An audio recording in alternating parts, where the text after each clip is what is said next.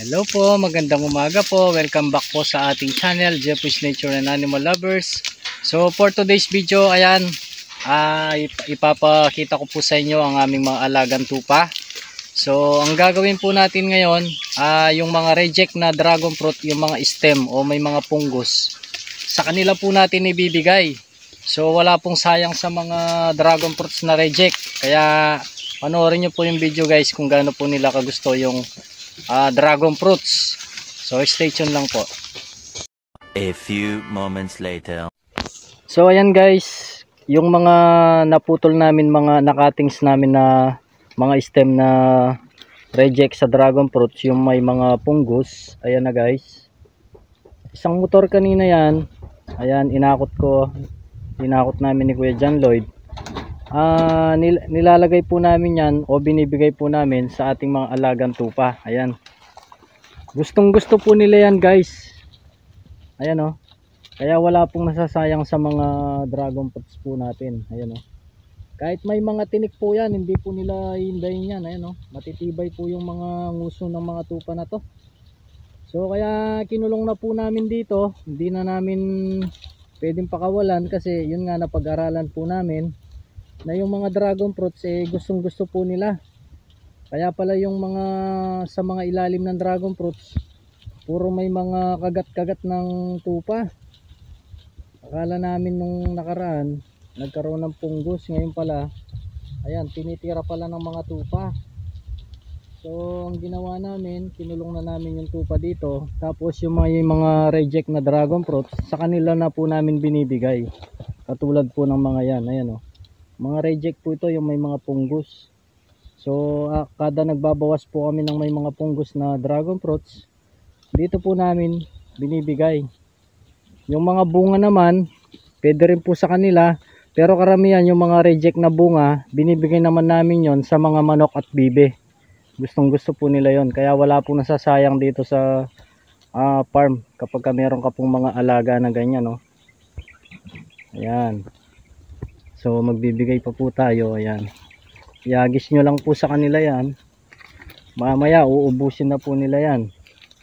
Ayan o, hanggat may nakikita silang mga ano ng dragon fruit, balik-balikan po nila yan. Ang tinitira na lang nila yung ano talaga, yung ganito, yung tangkay nya, yan, yung ganyan na lang yung tinitira nila. Talagang ubos yan, kahit may mga tinik-tinik po yan, hindi po nila iindayin yan guys. Tingnan nyo naman o, ano, kung gaano po sila katakaw sa dragon fruit, o. Diba? Ayan po.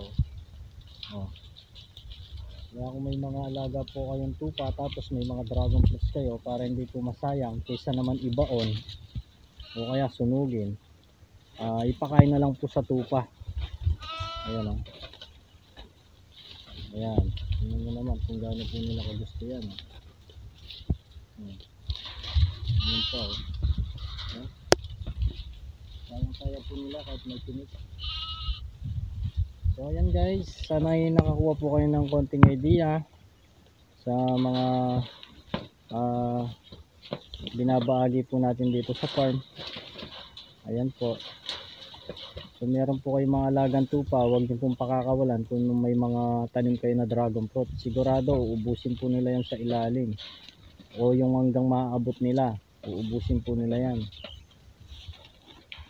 Kaya yan o, wala po nasasayang sa mga may punggos ng dragon fruits o mga reject. Malayo naman po ito sa mga dragon fruits natin, hanggang doon pa po yung mga dragon fruits natin, kaya pwede na po dito yung idala yung mga reject. Kasi nung nakaraan dati binabaon po namin yan, nung hindi pa namin alam na kumakain ng mga dragon fruits yung mga tupa. So wala naman pong epekto sa katawan nila yan, okay naman po yan. Saka parang masustansya pa sa kanila kasi nga masabaw yung dragon fruits. Ayan o, yung stem. Ayan naman po, hindi mataba pa yung mga tupa ninyo pagka binibigyan nyo ng mga ng dragon fruit stem. Ang gusto po nila yan, dami pa nito. Meron pa po kaming kakatingin doon, basta dyan lang po namin binibigay sa mga alaga namin tupa. So hanggang dito na lang po. Huwag pong kalimutan na mag-like, mag-subscribe, paki din po yung notification bell para lagi po yung updated sa mga bago po nating upload na video. Hanggang dito na lang po.